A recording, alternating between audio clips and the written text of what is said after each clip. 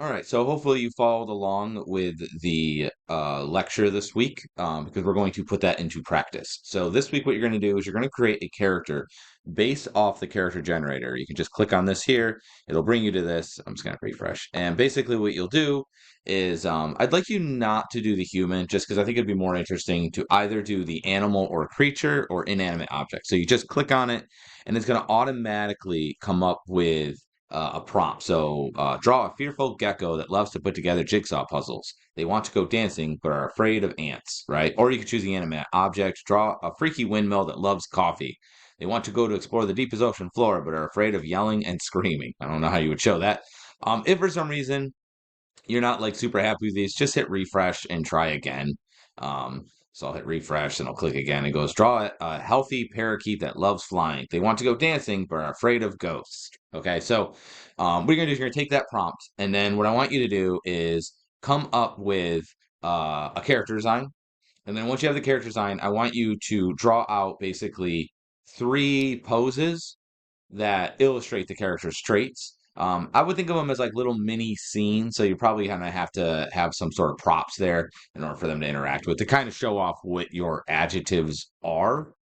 Um, this should be done digitally. You can use any software that you would like, something on your desktop, on if you have an iPad or Android tablet. I don't really care what it is, but I do want the final thing to actually be digital. The previous one, I didn't care if it was paper because we were just kind of getting started. This one should be digital. Again, though, this is software agnostic, so whatever software you feel comfortable. If you want to do it in Photoshop, Photoshop's a great choice.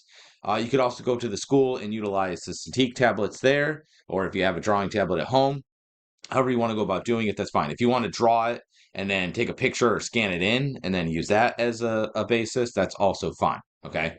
I'm going to show you how I went about. So you're going to draw those 3 sketches, and then one of them should be colored. Okay. You don't have to go nuts with it, but I just want one of them to have a color. All right.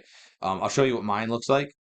So just the process. So uh I got a pointy armadillo that loves pancakes. They want to drive a car but are afraid of salad. I feel like this might be my spirit animal. So I just came with a bunch of. I was just doing random designs. That's the first thing you should do is exploratory sketches. Just play around with a bunch of things, see what you get, try different shapes and stuff. And then once you feel a little bit better about that, which I was like, okay, I kind of like that one. So then I went through and I drew a more solid version of it. He's not very pointy, I know. The pointy thing was throwing him off. Every time I came up with a pointy design, it just looked terrible. Um, so I drew a my armadillo character. I kind of got an idea of what I wanted him to be. I kind of tied him down. I have a construction model of him, and then I did these kind of rough gestural drawings of poses that I would want it to do. And then once you're done, once you kind of have an idea of what you want, then I went through and I sketched out more finished drawings as well as one that is colored. Okay. So that's basically what I'm looking for is kind of 3 little mini scenes, if you will, that show off the personality of the character that you grabbed. Okay. So based off of that, it should utilize construction models underneath. Like they should feel solid. That's what I'm looking for. Proportions and then perspective, consistency from one character sketch to another one, that sort of thing. Okay.